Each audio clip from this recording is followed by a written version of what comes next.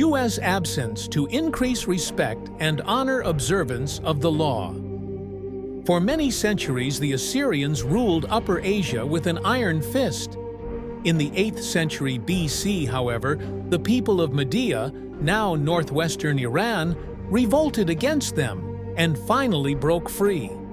Now the Medes had to establish a new government. Determined to avoid any form of despotism, they refused to give ultimate power to any one man or to establish a monarchy. Without a leader, however, the country soon fell into chaos and fractured into small kingdoms, with village fighting against village. In one such village lived a man named Deioces, who began to make a name for himself for fair dealing and the ability to settle disputes. He did this so successfully, in fact, that soon any legal conflict in the area was brought to him, and his power increased. Throughout the land, the law had fallen into disrepute.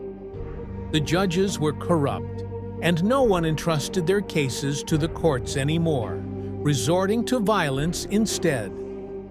When news spread of Diocese' wisdom, incorruptibility, and unshakable impartiality, Median villages far and wide turned to him to settle all manner of cases. Soon he became the sole arbiter of justice in the land. At the height of his power, Deioces suddenly decided he had had enough. He would no longer sit in the chair of judgment, would hear no more suits, settle no more disputes between brother and brother, village and village. Complaining that he was spending so much time dealing with other people's problems that he had neglected his own affairs, he retired. The country once again descended into chaos. With the sudden withdrawal of a powerful arbiter like Deioces, crime increased, and contempt for the law was never greater.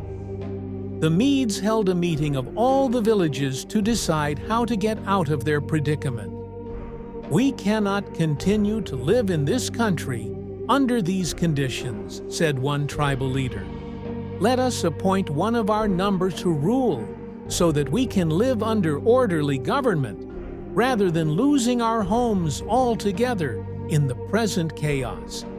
And so, despite all that the Medes had suffered under the Assyrian despotism, they decided to set up a monarchy and name a king. And the man they most wanted to rule, of course, was the fair-minded Deioces.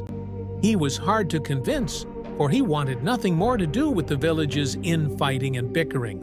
But the Medes begged and pleaded. Without him, the country had descended into a state of lawlessness.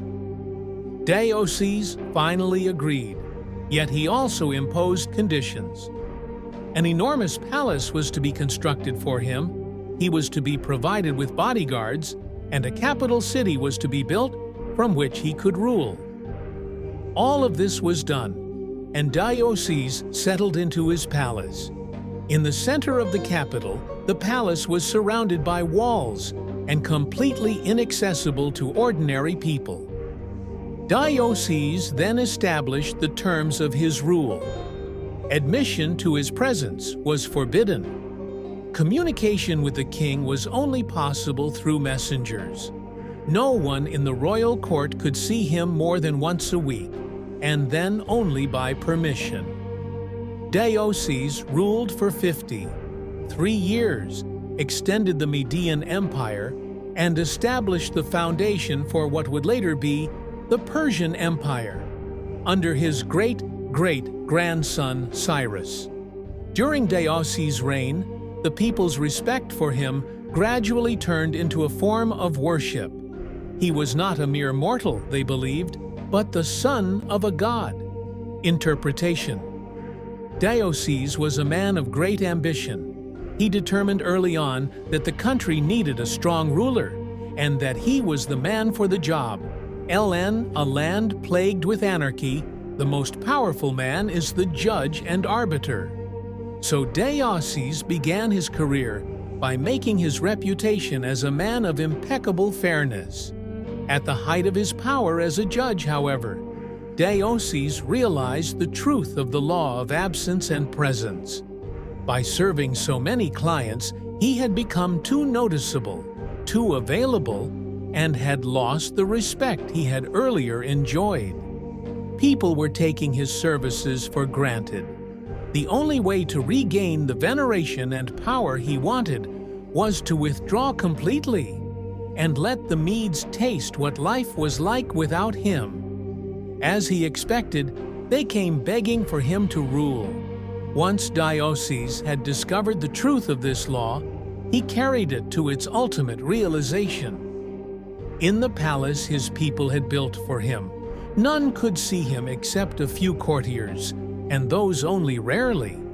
As Herodotus wrote, there was a risk that if they saw him habitually, it might lead to jealousy and resentment, and plots would follow. But if nobody saw him, the legend would grow that he was a being of a different order from more men.